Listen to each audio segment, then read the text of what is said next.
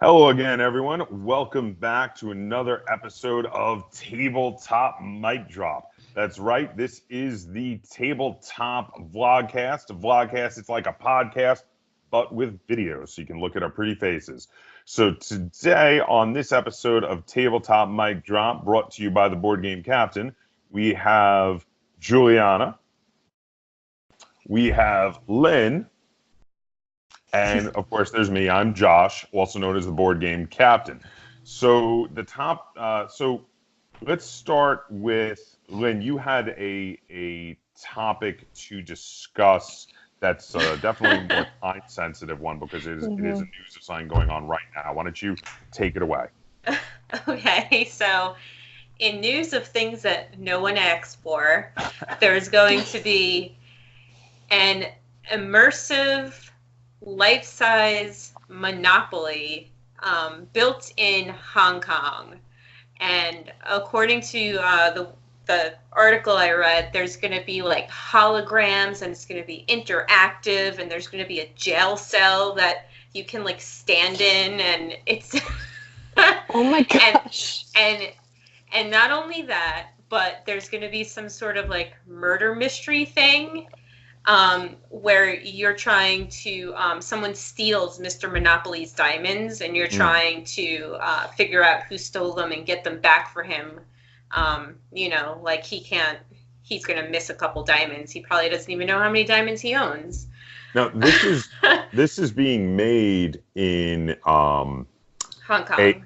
It's part of a newly being built Monopoly themed theme park. It's called Monopoly. Hold on, let me see it. Monopoly Dreams theme park, and it's going to be located at the real place where the most expensive tile is in the Monopoly Hong Kong edition.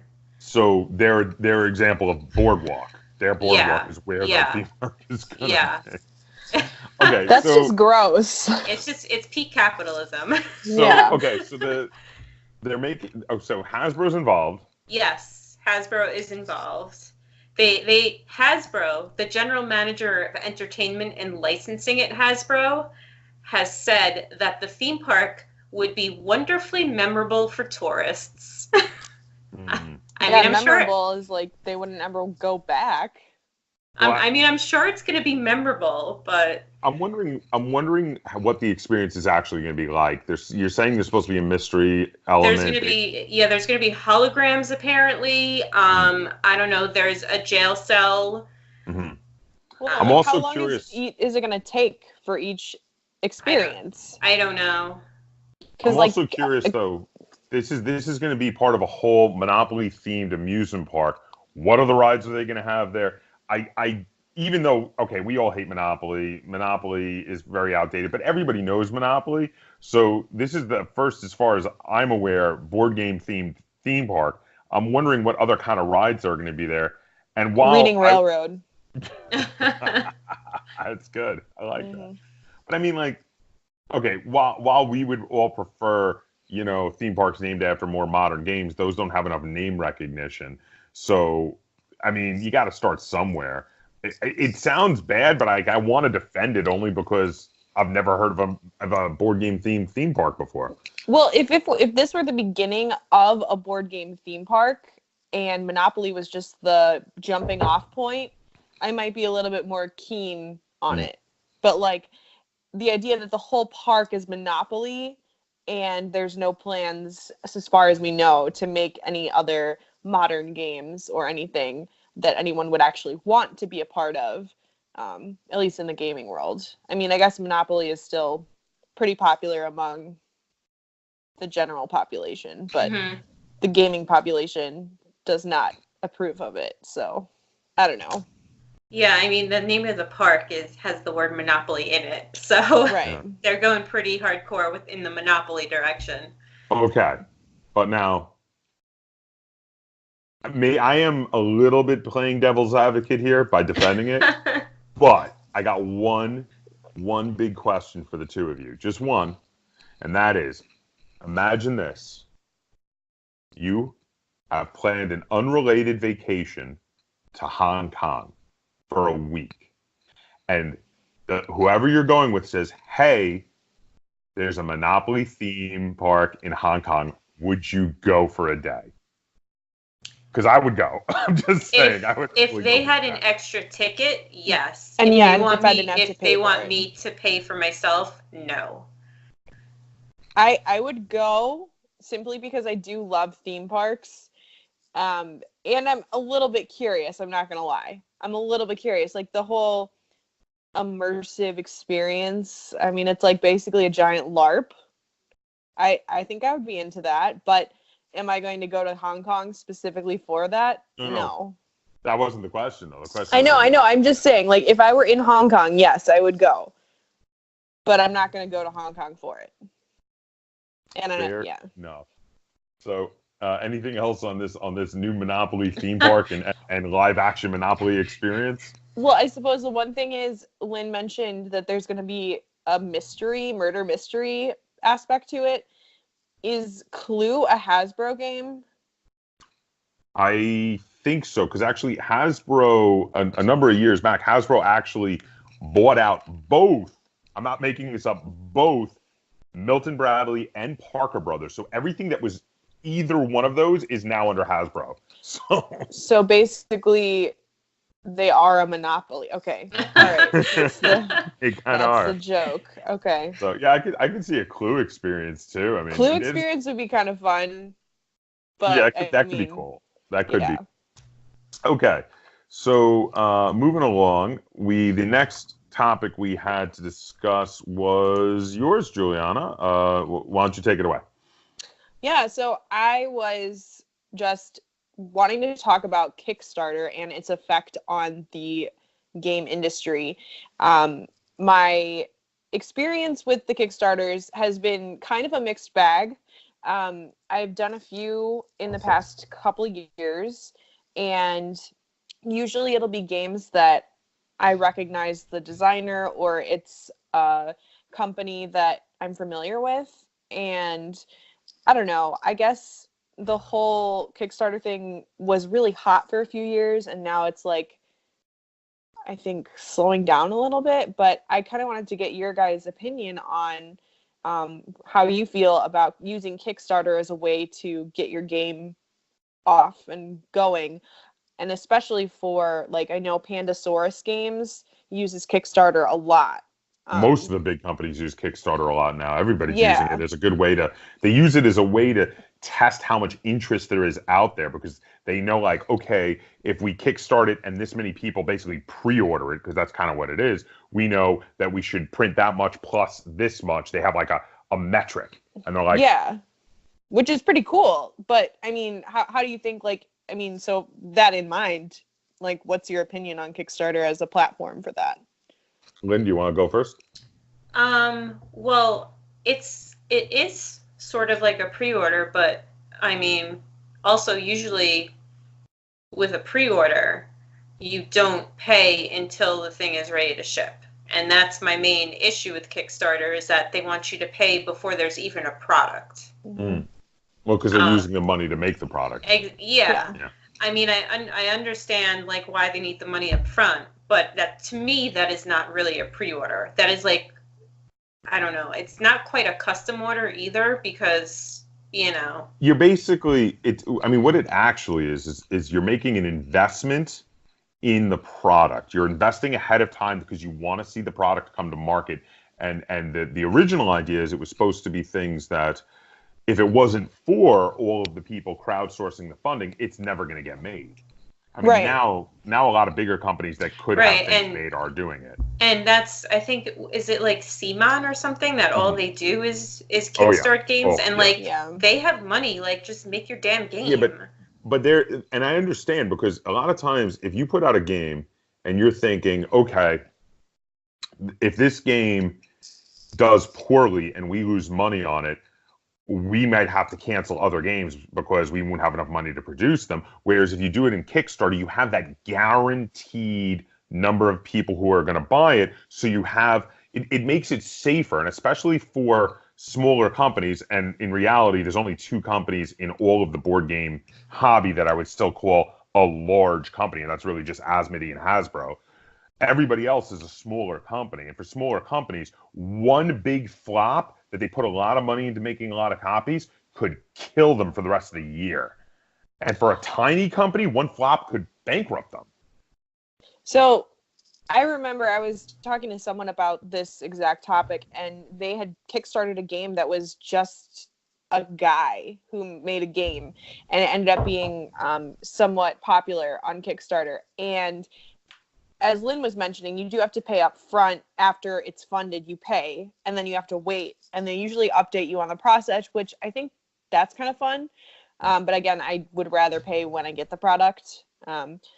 Anyway, the game that was made by this guy, it never got delivered to any of the people. I don't remember the name of it. Oh my gosh, this was There's been a few high-profile ones that never came out. Exactly, and so I mean, I don't remember like what game it was, but everyone was kind of upset, and of course, I worry about that when I'm thinking about kickstarting something. And then in regards to things like with CMON doing all their games through Kickstarter, if you kickstart something from CMON, you know it's coming out. Yeah. Like, as long as it gets funded, you know they're not going to disappear. They're not a fly-by-night. So that's one thing. There is an inherent risk in it. That is true. There is an inherent risk with the kickstarting, 100%. On a positive note, though, I think it's really fun to get all the limited edition stuff that they always offer for, like, get in on the Kickstarter and you can get the stretch goals. You'll get alternate minis, alternate art cards, a free expansion that we're going to sell later, things like that. I don't like it when they do stuff that has a gameplay effect and you won't be able to buy later. But I like it when they do gameplay effect stuff early for you, and they're like, we're going to release this as an expansion later. Mm-hmm. And I also like when they do alternate art cards a lot. I think stuff like that is really awesome. And just another quick note from me. My biggest reason why I like Kickstarter is I feel like Kickstarter is the thing that keeps the entire game industry from just being Hasbro and Asmodee, because they keep buying everybody else up, but for every company they buy up, 5 new startups come out with a game on Kickstarter, and it's easy. They get it out there. They get their game out there. And because of that, they could never literally buy up the entire board game market. That's a really good point. And I will definitely say that is a valid point as well. And something that I hadn't considered when I brought this topic to the table, which is why I'm glad that we're talking about it. I think that Kickstarter games are generally a positive thing. One of the things that I like from Kickstarter games is they often offer retailer packages for friendly local game stores. And so, like, our friendly local game store, we can pre-order any of those special card things, special editions, and get all of the benefits without having to pay up front, which is awesome. And that's one thing that I wish that every game would do, because then we wouldn't have this issue. Because then it's like the store takes the risk for you. Exactly. And that's something that I think is a really good idea. So I like that. Any more thoughts from you guys on this? No. All right. So the next one, and this is one that we've all been discussing a bit lately. So now, a number of years ago, there was a game that was released, and it was called Risk Legacy, and it was a redo of Risk, but done as the very first big Legacy game. And at the time, the idea was incredibly revolutionary. You had this game that each game permanently affected the game, and as you played it, it kept going. And the designer of that went on to make Pandemic Legacy, and now the whole concept of a legacy game is out there. It is a thing. People make legacy games, and they've become a very big thing. People get really excited. In fact, now there's 2 Pandemic Legacies, mm-hmm. and there's been a lot of legacy games also made with their own original IP. Like, what is that one that you love, Juliana? Charterstone. Mm-hmm. So now, but the legacy games can be a bit divisive, and in fact, amongst us, they are a bit divisive. So I wanted to talk about some of the pros and cons of legacy games in general and why you would prefer legacy games to non-legacy games, or why you would prefer non-legacy games to legacy games on the reverse. So now this is my idea, but I'm going to turn it over to Juliana first because she is the biggest fan of legacy games out of the three of us. So Juliana, why don't you tell us why you like one particular legacy game so much that you have played through 3 times now? 3 campaigns, yes. And that is Charterstone.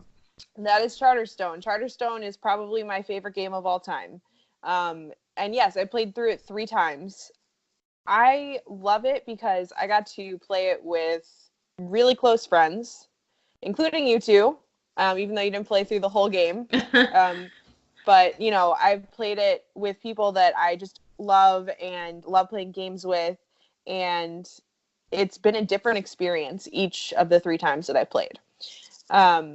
I loved the legacy game because it really felt like I was, you know, I love video games, and it was kind of like building up my character and my village, and it's called a charter, but, you know, for the sake of the video. And I just liked making it my own, and it felt really personal, and it was special to me. So now, Lynn, on the other side, because you have expressed that you are not a fan of the style of legacy games. Well, so what are your feelings on it? I think the only legacy game I've ever played, I think, is that Charterstone game. And I don't...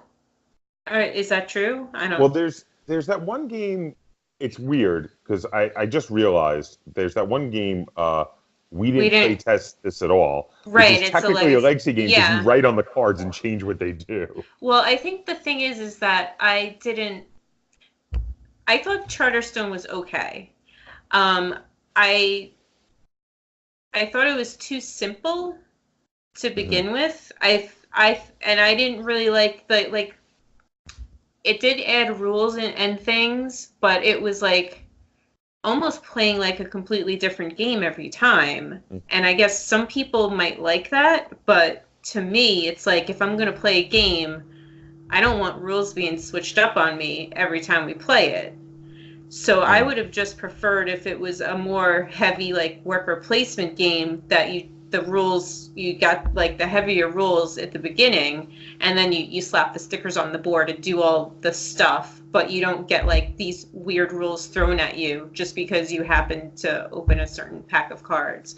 I think it was just how Charterstone didn't really mesh with me. But again, since that's like the only legacy game I played, I don't know if other ones are like that. So my thought on the whole legacy game versus non-legacy game thing. So yeah, Charterstone is the only one I've really played too. And now I didn't dislike the game. I did not dislike it. I was middle of the road with it. I was okay with it. But there's a few things about the nature of it that did kind of rub me the wrong way. So the first thing is that with most games, I play them about 3 times and I'll have a full feel for the game. Whereas the first time you play Charterstone or any other legacy game, you're just dipping your toes in the water. Like you barely know what the game is about.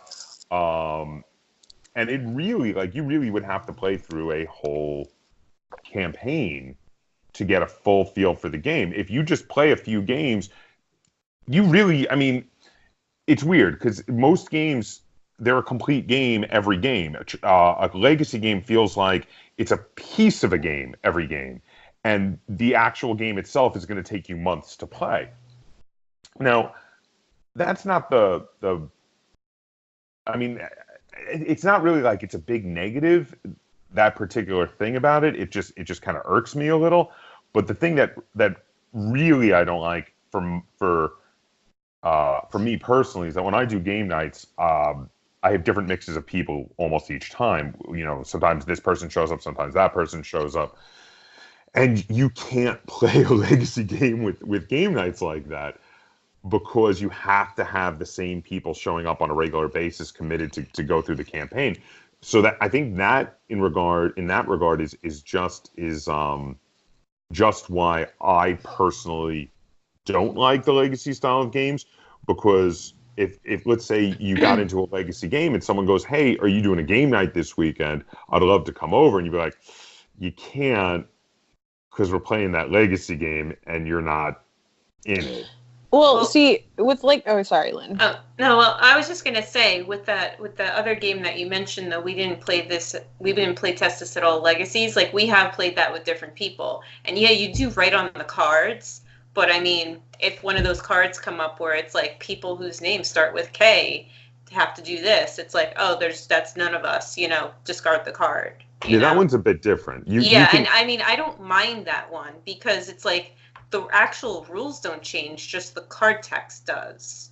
And I mean, it's one of those like play one, like it's like Flux where you just play, all the cards are weird and funny and, Well, with the legacy games, going back to what Josh, I mean, the people that I played the games with, like you two are people that I have game nights with consistently. I have game nights.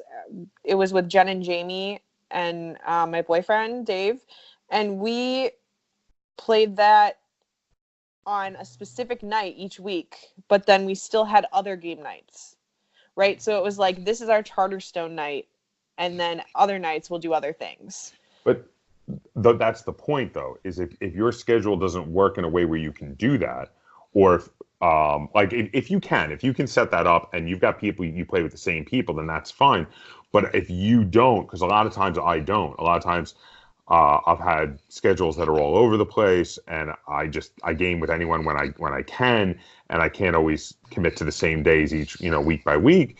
Then it can be problematic, and I think that's why in general I don't like committing to one of the legacy games. In addition to the fact that you're committing to play the whole season before you know if you like the game, and again, you're probably not going to know really a full idea of what the game is like until you're like halfway through the campaign, because the first few games, like the first game of Charterstone, by the time we played, I think we played what, like we played 4 3 or 5 games. Yeah, we played 3. Was it 3?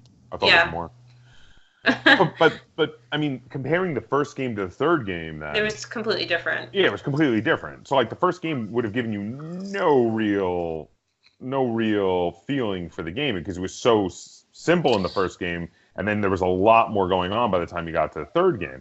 And also some of the things that especially if you're just learning, some of the things that you do in the first game are going to affect you way down the road. And if it's the first time you're playing it and you could screw things up that later down the road you're like, well, I do think that I think it was good for people who maybe have never played a heavy worker placement. It sort of eases you into it, but like that person isn't me.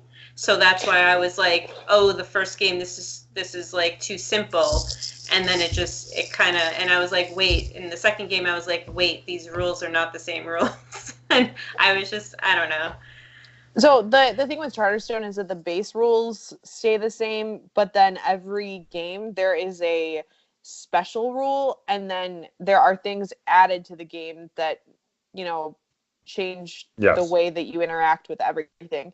So I think like the first game that I played of Charterstone, I was like, okay, all right. And then I was like, let's play game 2. And we played game 2 right away. And it was like, okay, cool. And then I was hooked. And I mean, we bought a second copy of Charterstone specifically so that we could play it after we had played, we could play twice a week, like it was, we did, I think 6 games in one day of, it's just, anyway, I love it. I know it's not for everyone, but I think that I would play it again. So fair enough. Again, I think it really comes down to, though, personal preference, and if you have a group of the same people that are going to meet up on a regular basis to play this board game, almost like you would do with a role-playing game group. Like if you had a role-playing group, you're going to be like, okay, we're meeting up on this day, we're meeting up on this day, and we're doing the role-playing game. But it's even more important not to have someone just miss out on a day. Like in a role-playing group, sometimes you can have someone miss a single session and you just write them out. But in a legacy game, yeah, everyone's got to be there for every game. Yeah. Or you can't play that game. And I think that's part of it for me, that just the way I play, because I like to get people together, and then unless we're planning to play a specific game, which I do once in a while for bigger, longer games, usually I just like to be like, what's everybody in the mood to play today? And that is not a thing you're doing with a legacy game at all. But, you know, again, this is all, I think, personal preference. Yeah, and I mean, sometimes we would all get together and intending to play Charterstone, and then we would actually sit down and we were like, you know what? We're not really feeling it tonight. Let's do this instead. And we would play another game. Yeah. So, but like, yeah, I totally get it. But in that regard, I think, and this might be an interesting kind of subtopic here. So that's an interesting difference between, say, a legacy game and a game with a campaign in it. Because a game with a campaign in it, you can restart that campaign any number of times. The game with the campaign doesn't force you to alter the board, rip up cards, permanently change the game. A game with a campaign in it, you can be like, okay, I'm running this campaign with these people, but then we gave up on it, but oh, it's okay, I can start over. And I mean, a big part of the appeal of a legacy game is that you permanently change the game. I mean, it's integral that you permanently change the game. And I should mention that you can play Charterstone as a regular worker placement after the campaign is completed. Mm. So that is something that we have done. I don't think it's as fun, but it's different. But I do love campaign games. I think they call it, is that what they're called? Just campaign games? Well, a game with a campaign in it. Yeah. And specifically, you know, I'm a big Harry Potter fan, and the Hogwarts deck builder is Hogwarts Battle. I love that game. And that has, you know, 7 campaigns in the base game and then 2 extra campaigns in the expansion. And I've played through the campaign many times, and you're right. You can just like have 3 players one night and then 4 players another night, and like it doesn't matter. Lynn and I will serially restart campaigns. We have a few different games that we've played campaigns with. Is Near and Far a campaign game? Oh, yeah. Yeah. Okay. We've never finished it. We keep starting it over. And we did the same thing with, what was that other one? I'm trying to remember now. It's up there somewhere. Oh, yeah. Arcadia Quest. We did that. We restarted Arcadia Quest. What's Arcadia Quest? That's the one where you're in the dungeon and you can fight each other, but mainly you fight the orcs and the goblins around in the dungeon. I have no idea what you're talking about. You played it with me multiple. Your memory is She terrible. plays so many games. It's the one with all the you have the team of 3 different heroes you choose. You get your unique heroes, and then you run around through the dungeons and have to steal the treasure. I think I didn't really like it that much. No, you did like it. You gave it like an 8 stars when we reviewed it. You're just having a bad memory on it. We just play so many games. We haven't played it in a while, but that was another one that we did the campaign on. Or either that or mixing it up with something else. There was another campaign game that came out, I think last year, called Stuffed Fables. Do you guys remember hearing about that? Yes, I did play it. Didn't play it though. I played it, and I was very meh on it. I thought the theming was really fun because you were basically macabre stuffed animals or children's toys, which was really cool. But that was one of those where you're going through an actual booklet, and it was kind of like a choose your own adventure because your decision making would have you go to different pages. So I feel like that one had replayability because you could change your decisions, which, you know. I think I looked through the rule book because there was an open copy at the game store, and I skimmed the rules, and everyone kept telling me it was a storytelling game, but then when I looked at the rules, it was like you only like did the storytelling element like when you went to the certain space, which you didn't even have to go to like for very often. And I was like, that's not a storytelling game. That's a game with a storytelling element. Exactly. Like Near and Far is not a storytelling game. Near and Far is a storytelling game. It's a game with a storytelling element because you don't tell a story every turn. Your definition of what is a storytelling game is incredibly narrow. Yeah, if it's a storytelling game, a story is being told every turn. I disagree. I don't think you need to tell a story every turn for it to be a storytelling game. You can play an entire game of Near and Far and never go to those story things and get the story things. If you're playing a campaign of it, though, you really need them to level up. Right, but you don't have to, and that's my point. If you can play an entire game without doing the storytelling element, it is not a storytelling game. I think it would be hard to do it in near and far without doing the storytelling element. All you have to do is get rid of all your tents. You can just make camps everywhere. You can go to the mine, drop off 1 million tents. You don't need to do the storytelling, so it's not a storytelling game. All right, fair enough. So, okay, what games has everybody been playing lately? Lynn, what have we been playing lately? We played Parade today. All three of us played Parade today. Yes, we played Parade. Parade is a really great game that it was in your top 10 list of all time when we did the top 10 list last year. That is one that I know you adore, and it hits the table quite a bit. Really fun little card game. What else have we been playing? You and I played a couple games of Illimat recently. We tried out Illimat, which Juliana was in on one of them. I am the only person that seems to quite like that amongst the people who've been playing it. We also played some Lucky's Misadventures. I like that. So that one was a pretty standard deck builder, some slight twists to it, but fairly standard deck builder. But fun little. I like the whole Alice in Wonderland and Wizard of Oz kind of with a dark, twisted theme, version of those worlds theme. We played a game recently of Deja Vu.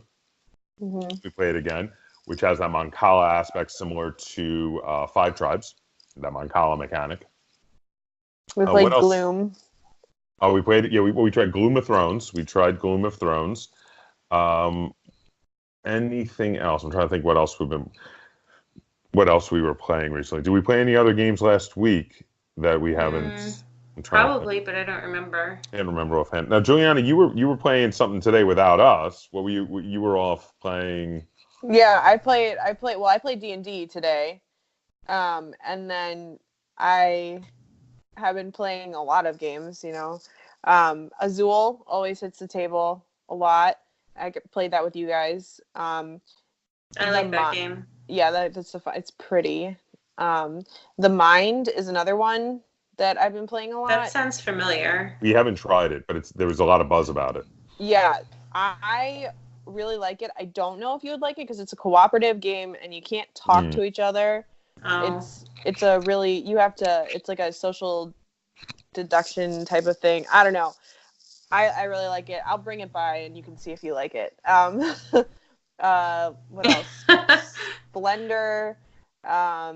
We just played Seventh Hero. Oh, right. I forgot we played Seventh Hero. Yeah, I liked that a lot. I thought that was a cute little game. That's one that's been in our collection for a while because that is a good little game. It is a good little card game. I play a lot of Dominion with my friend Louisa. I know you guys hate Dominion. We all have our opinions. What else have I played? I don't know.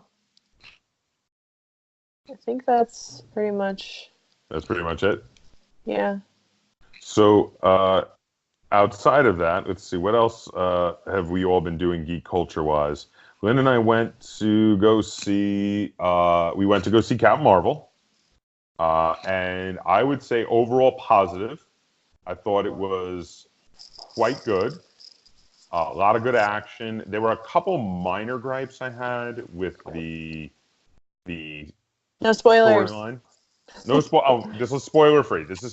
I'm not going to spoil anything. I had a couple minor gripes, but they were very minor. I would say that if I were to rate all of the various Marvel Universe movies, I would put it above average in the grouping. So, high praise.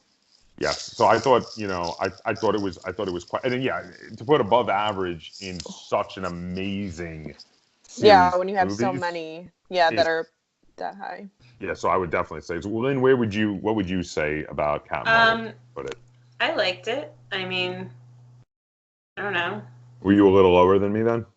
I don't know. I don't sit there thinking what I'm going to rate the movie. I'm just, No, I don't know. That's why I'm asking. I just sit there and watch the movie. I don't sit there thinking, what am I going to rate this? Yeah, but would you, if you were to think about all the Marvel movies, would it be, around the middle, or would it be above or below? Like, where would you have it in the? I don't know. I mean, you're lucky if I can remember all the Marvel movies at this point. I mean, so I don't know where it'll be. How about you, Juliana? Have you seen any good sci-fi, horror, fantasy type flicks or TV shows lately? I haven't been watching anything new. I mean, there's always the standbys, but yeah, I haven't seen Captain Marvel. I didn't even see the Spider-Man, like the Spider-Man Homecoming? well, I didn't see that one either, but the one that got all the buzz, which was Into the Spider-Verse? Yes, which everyone was like, you need to go see that. It's like amazing. We haven't seen that one yet either, actually. Yeah, maybe we should rent it. I really liked, though, Homecoming was great. And 100%, in my opinion, with Spider-Man Homecoming, that movie is made by Michael Keaton as the Vulture. He was so good. You got to see that one for sure. I will see that one. I do love Spider-Man. He's one of my favorite Avengers. So, I mean, I feel like I need to see his movies if he's really my favorite. And I mean, as far as that, gaming, I know like there's a new Magic the Gathering set coming out soon. I just watched the trailer for that today. And it was pretty good. Yeah. I mean, are there any video games upcoming? I'm trying to think. There's always video games upcoming. Has anybody been playing any video games? You just skipped over me. What about me? Well, what about you, Lynn? Tell me. Well, I don't know if it's if it could really fit into. Well, yes, it does fit into superhero because you know what, Batman doesn't have any superpowers. But anyway, that show that I was watching on Netflix called Shadow. It's about an ex-cop vigilante guy. But there is a thing where when he was a kid, he was struck by lightning. And so now he has nerve damage and he doesn't feel pain. So like people shoot him and stab him and he just stands there like, what? Come at me, bro. He doesn't say that, but I definitely saw the trailer for that. I binged it in 2 days and it was really good. Mm-hmm. I did read because there's another language spoken in it that I'm pretty sure I'm like 90% sure that it's Zulu, but I was trying to I was Googling stuff trying to figure out for sure. And I came across like a review of the show where the person was saying, you know, is this because now Disney is going to put all the Marvel TV shows on their streaming service because, you know, Netflix canceled like everything. Yeah. And they were like, and this is a Netflix original. They were like, and he's sort of Punisher-y, like he has a tragic backstory and he's, you know, off for revenge against this guy. And he has the sort of superpower with the not feeling pain. They were kind of like, is this gonna start Netflix's maybe line of superhero TV shows, you know? Yeah, and I mean, The Umbrella Academy also came out, which has been getting a lot of praise from people. I haven't watched it yet, but that's a Netflix original. Yeah. I haven't watched that yet either, but I hear that it's actually based on a graphic novel too. It's not just... Yes, and Gerard Way, who is the lead singer is that his graphic novel? Romance. Yeah, I think so. It's either a graphic novel. I know he draws graphic novels now. So yeah, he's I think that was his. So I was very excited. So speaking about the Netflix, based on a recommendation that I got from Angela when I was talking to her after the last episode we filmed at Tabletop Mic Drop, I binged watched while I was sick. I binged watched the entire first season of Love, Death, and Robots on Netflix. I heard that most of those were based on short stories by Ray Bradbury and. Oh, that's awesome. Yeah, they're all like when you're watching it, you can definitely tell that they're all based on sci-fi and horror short stories. And you know, being that it's on Netflix, one of the interesting things about it, so they're presenting it as if it is a anthology show with all these sci-fi and sci-fi horror short stories. But unlike a regular TV show, since it's on Netflix, they're not restricted to have to, have every episode be the same length. So like there's episodes that are half an hour long. There's episodes that are 6 minutes long. There's episodes that are 20 minutes long. There's episodes that are 10 minutes long.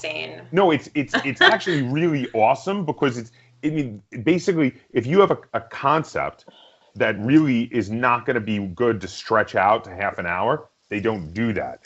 So there's some that are really short because that's what the concept is decent for. And they're all kind of sci-fi-ish or sci-fi horror-ish, and some of them though are actually sci-fi comedy-ish, which is really neat. And overall, I would say the show was very good. The episodes went from good to amazing. So this reminds me of a book that I read in high school. It was called Science Fiction and You. And it was a collection of short stories from different, like Isaac Asimov and other famous authors. And so I feel like that show is like basically that book. Well, it is an anthology, so it would feel like a collection of stories. So there were stories that were like a page, and then there were stories that were like 10 pages. Yeah, and that's exactly what this is like. And actually, I really liked the variety of the different lengths because like if I could, I'd be like, oh well, how long's the next episode? Oh, the next episode's only 10 minutes long. Oh, I can watch that. I got 10 minutes. And because I binge watched the whole season over like 2 days, and and it was really good though. I definitely recommend it. But FYI, if you're watching this, not for children. Definitely not for children. It is full of gratuitous sex and violence. So if you are an adult and okay with gratuitous sex and violence, 2 thumbs up. But don't watch it with your kids, even though most of the episodes are animated. Definitely not. So FYI. Good to know. Yeah, but yeah. So I think that about wraps it up. So why don't you guys comment down below if you have any comments, questions, or concerns on any of the topics we discussed today. And if you enjoyed this episode of Tabletop Mic Drop, be sure to give it a like, share it on all forms of social media, and if you haven't already, please subscribe to the Board Game Kaptain. That's Captain spelled with a K on YouTube. And until next time, game on, and tell us about it in the comments down below. Give us suggestions of what kind of comments you guys would like to see on future episodes, of comments on topics you'd like to see us discuss on future episodes of Tabletop Mic Drop. Okay, I'm going to stop it now.